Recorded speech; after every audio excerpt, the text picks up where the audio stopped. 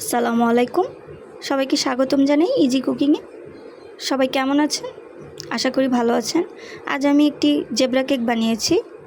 আমি এই প্রথমবার জেব্রা কেক ট্রাই করেছি। আমি কিভাবে বানিয়েছি আপনাদের সাথে সেটাই শেয়ার করব। চলুন তাহলে শুরু করি। আমি 2টা ডিম ভেঙে নিয়েছি। আমি একটা ব্লেন্ডারের জারে দিয়ে দিয়েছি 2টো ডিম। এখন আমি চিনি দিয়ে দিচ্ছি। চিনি দিয়ে দিলাম 1 কাপ, তেল দিয়ে দিলাম 1 কাপ।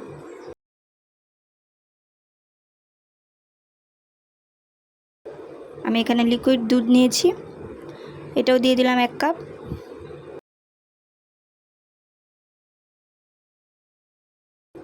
এখন আমি সব একটু ব্লেন্ড করে নিচ্ছি। ব্লেন্ড করা হয়ে গেছে, আমি একটি বোলে ঢেলে নিলাম। আমি অরেঞ্জ এসেন্স দিয়ে দিচ্ছি 1 চা চামচ। আপনারা চাইলে ভ্যানিলা এসেন্সও দিতে পারেন, আপনাদের যেটা ভালো লাগে আপনারা সেটাই ব্যবহার করতে পারেন। আমি একটি হ্যান্ড উইচের দ্বারা মিক্স করে নিচ্ছি।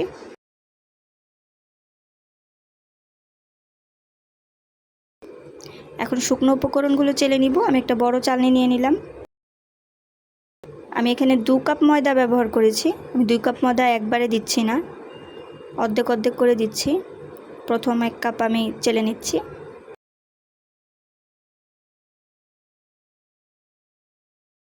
আর ভালো করে আমি মিশিয়ে নিচ্ছি।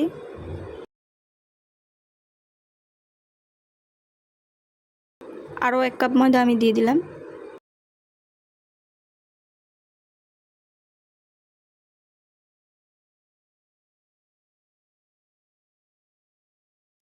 এক চিমটি লবণ দিয়ে দিচ্ছি। আপনারা লবণ যদি খেতে না চান স্কিপ করতে পারেন। আমি এখানে বেকিং পাউডার দিয়ে দিলাম 1 চা চামচ।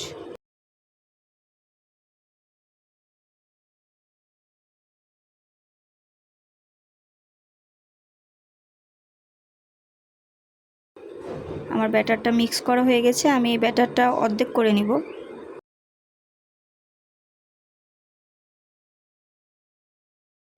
আমি যেহেতু জেব্রা কেক বানাতে চাচ্ছি, আমি তাই অর্ধেক ব্যাটার আলাদা করে নিলাম।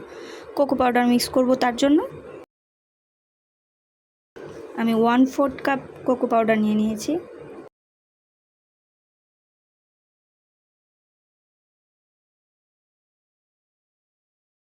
কোকো পাউডারটা আমি চেলে নিচ্ছি যাতে আমার কেকটা একটু সফট হয়, স্মুথ হয়। একটি স্প্যাচুলার দ্বারা আমি মিশিয়ে নিব আস্তে আস্তে করে।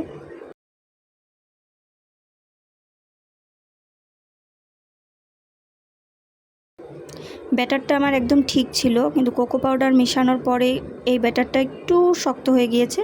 তাই এখানে আমি লিকুইড দুধ একটু মিক্স করে নিব। আমার কাছে লিকুইড দুধ জাল করাই ছিল। আমি জাল করা লিকুইড দুধ এখানে ব্যবহার করব। যতটুকু লাগে ঠিক ততটুকুই নিচ্ছি। আমি প্রথমে 3 টেবিল চামচ দুধ নিয়ে নিচ্ছি।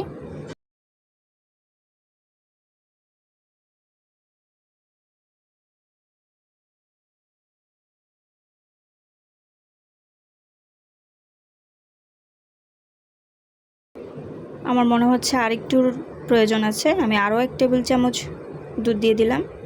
মোট আমি এখানে 4 টেবিল চামচ লিকুইড দুধ ইউজ করেছি। আপনারা আপনাদের কেকের ব্যাটারের ঘনত্বটা বুঝেই ব্যবহার করবেন। আমি খুব আলতো আলতো করে মিশিয়ে নিলাম।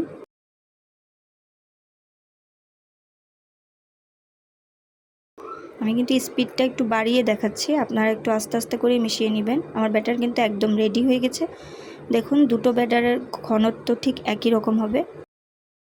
এখন আমি কেকের মোল্ড নিয়ে নিয়েছি।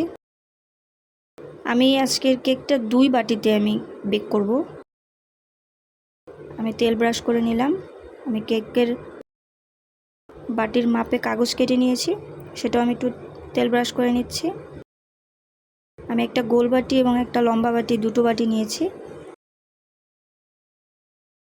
আমি ওইটা আর দেখালাম না, আমি একটাই আপনাদেরকে দেখাচ্ছি আমি কিভাবে কেকটা দিয়েছি। প্রথমে আমি চকলেটের কেক ব্যাটারটা আমি ঢেলে দিলাম। আপনারা চাইলে ফার্স্টে ভ্যানিলা ব্যাটারটাও ঢেলে দিতে পারেন, এটা যার যার খুশি। তার উপরে আমি ভ্যানিলা ব্যাটারটা ঢেলে দিচ্ছি। এই কাজটা একদম আস্তে আস্তে করতে হবে যাতে দুটো ব্যাটার মিশে না যায়, খুবই আস্তে করে করতে হবে। এর উপর আবার চকলেটের ব্যাটারটা দিলাম।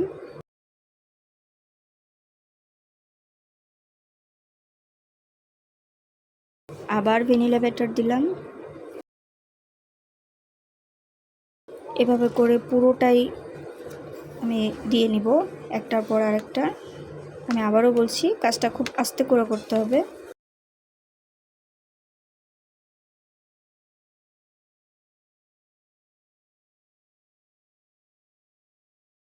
আমার ব্যাটার দেওয়া হয়ে গেছে। আমি একটু ট্যাপ করে নিচ্ছি, আর একটি টুথপিক দ্বারা আমি একটু ডিজাইন করে নিচ্ছি।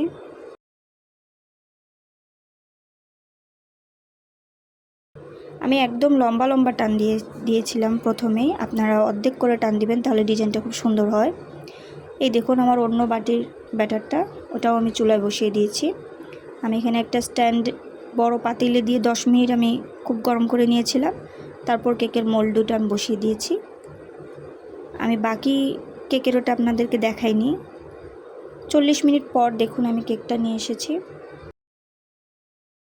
আমার এই কেকটা 40 মিনিট লেগেছে, আর অন্য কেকটা আমার একটু সময় বেশি লেগেছে।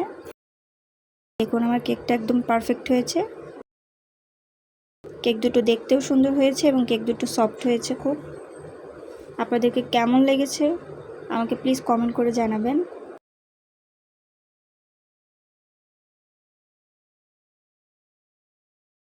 দেখুন আমি কেটে দেখাচ্ছি কতটা সফট হয়েছে, আপনারা দেখুন। ভালো লাগলে প্লিজ লাইক, শেয়ার ও সাবস্ক্রাইব করে দিবেন।